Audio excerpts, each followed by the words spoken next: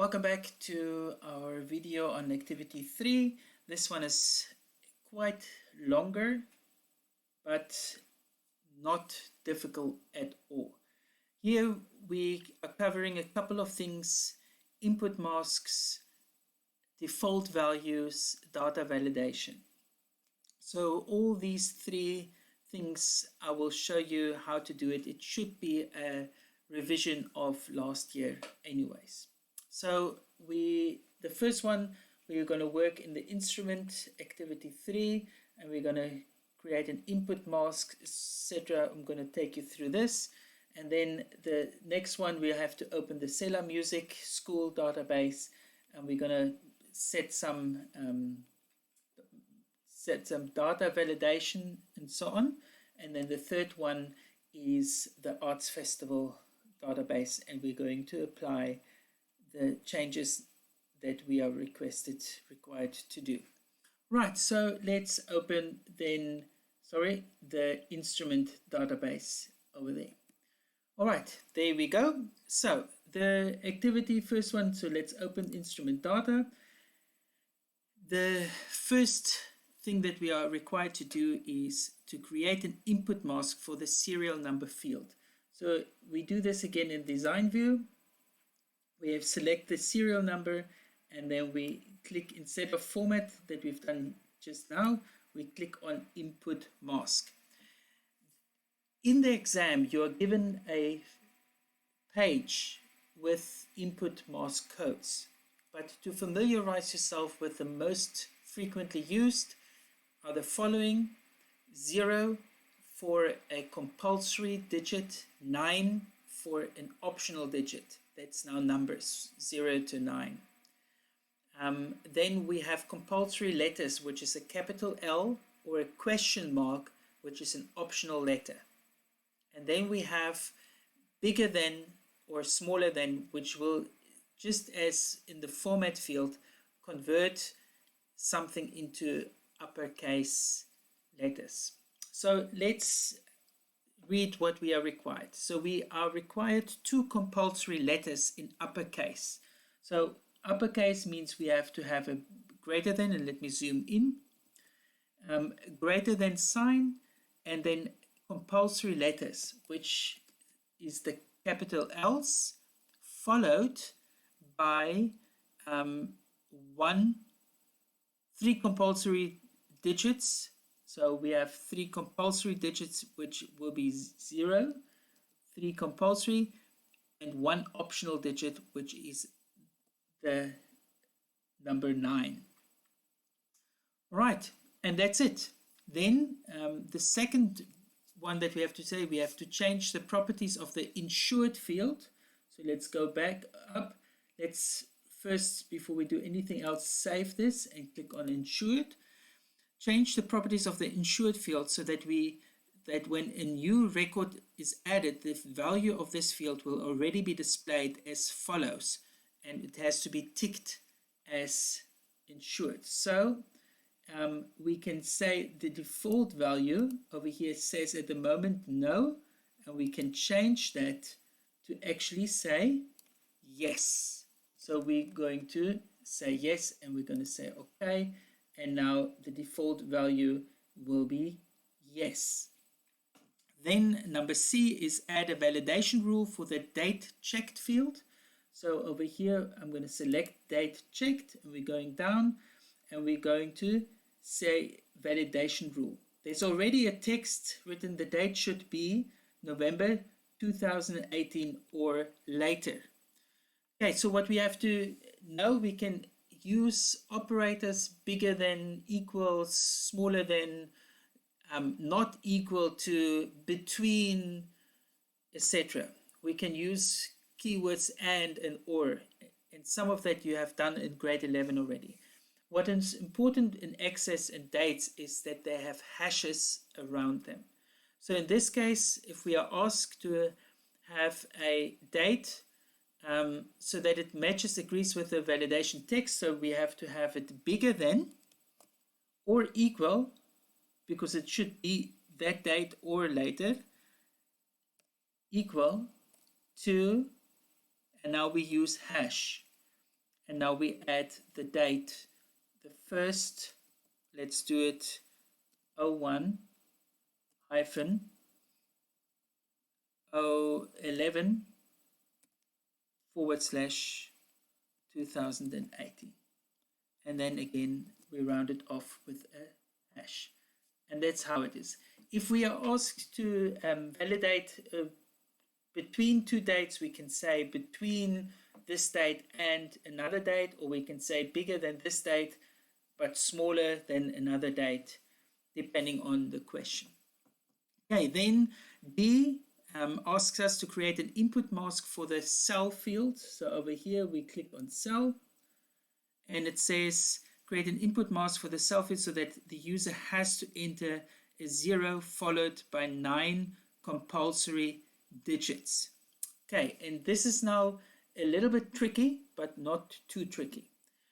Remember, so a 0 has to already be displayed. It has to be a 0 that is entered. But the 0 represents a compulsory number. So if I would add in my input mask over here 0, 0, 0, 0, 0, 0, 0, 0, 0, 0, so 10 zeros, which is 10 compulsory numbers. However, the first 0 has to be displayed. And remember what I told you with the format just now. We can add a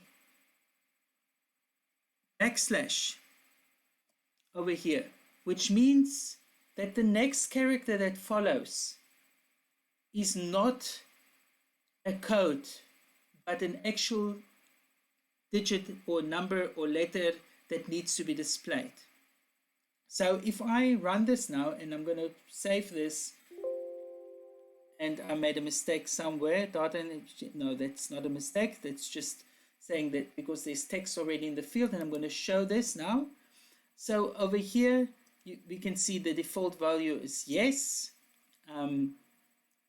and our cell phone number, if I click on this one, you can see now that the first one is already displayed, the 0, and I can now only enter the remaining 9, and I cannot add any letters.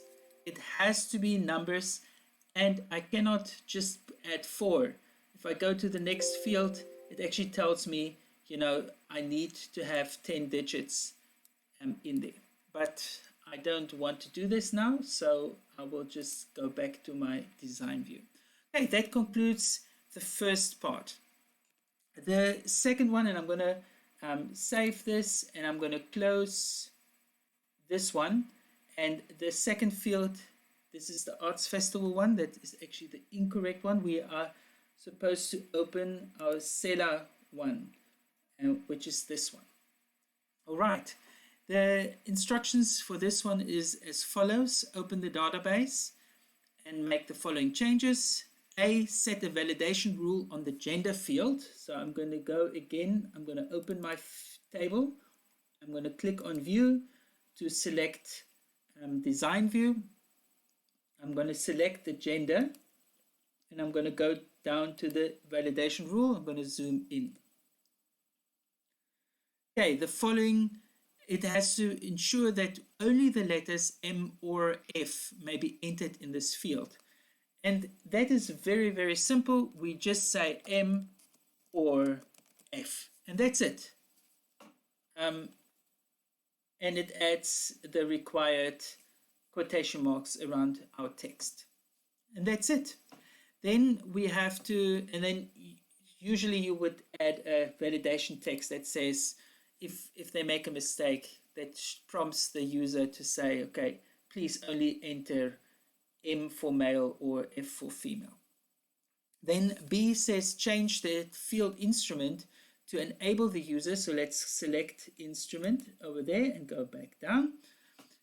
Instrument to enable the user to select the type of instrument: bass, drums, guitar, percussions, piano, violin, and vocals from a combo box. All right. So what I need to do is I need to click on the data type and select a lookup wizard. All right, over here.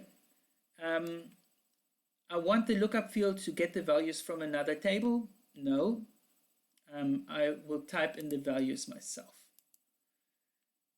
If the values would be in another table, we can actually select another table. But in this case, I will simply type in all my selection now. So bass, and then I can use the tab key to go to the next one. Bass, drums, guitar, percussion, piano, violin, and vocals. And then we can select next. Very important here, you can say limit to list, then the user cannot add another instrument, but if I do not select this, they can actually add any other instrument into that field as well, but the drop-down list is still available. Allow multiple values. Do we want, if we want to let them choose 2 instruments, for example, but in our case we don't want that, so we just say finished, and we can save. And yes, data integrity rules, we simply say yes. And then the last one, in the table, the name of the teacher, Gerard, Marichen, Raziela, or Babalo, can be chosen in the teacher field. Change the list so that Babalo's name will appear first in the list. So there's already a combo box here with a teacher. There's already somebody clicked on lookup wizard and entered the names, but they are in a different values form order. So if I go here, teacher, you can say it's first Gerard, Marichen, Rizal, and so on. Here, by the way, our instrument field is now a drop-down menu as well. So how do I change the order? Click on view, and now we select teacher and we go down, and then we can click on lookup. And here you can see that in the row source, we have our names listed. And if I want Babalo to be first, I simply select Babalo, just like that. I cut it out and I put it in the first position, followed by a semicolon, and I will take the semicolon back in the end as well. And I simply press, I select, save, and I run this. If I now select the teacher, you can see Babalo will be now in first position. That concludes the second one. Now let's close this one as well. And now we have our Arts Festival one, which is our third activity that we are asked to do in activity 3. So the instructions are as follows. An arts festival for learners from the high school Brooklyn, Glenwood, and Seonheuvel is being planned. Learners can take part in various categories such as arts and crafts, cabaret, sculpting, and sculpting. Data of the learners who are entered and stored in a database. Open the database Arts Festival as well as the table participants. So I will click on there.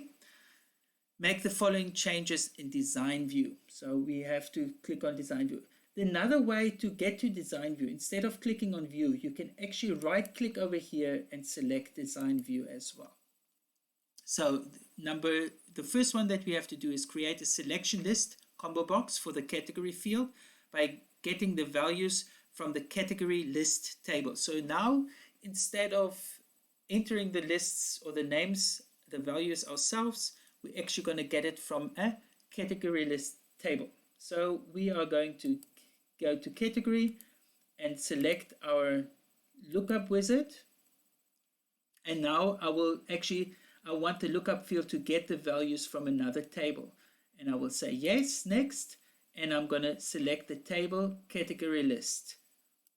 Next, and then name of category. We're going to simply, you can either click on this one, or you can use this arrow to put it into the next field. Click next, and then if you if we still have to sort them, we can apply sorting to this as well. Name of category, that's fine.